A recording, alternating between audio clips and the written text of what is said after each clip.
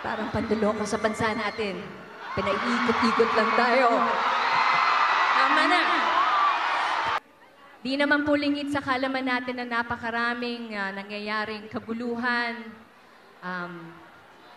kasinungalingan, panduloko ang ginagawa sa ating bansa.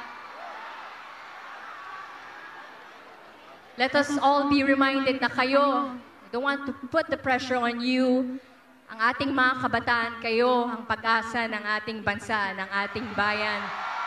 One day, kayo ang magbabago ng bulok na sistema ng bansang ito. Huwag kayong mawalan ng pag-asa, huwag tayong mawalan ng pag-asa, kumapit tayo sa hope at magtiwala. Patuloy na magtiwala na balang araw, mababago din ang bulok na sistema na yan. At uunlad din ang ating mahal na bansang Pilipinas.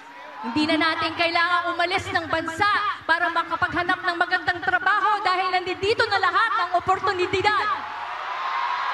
Patuloy natin ipagdasal ang ating bansa.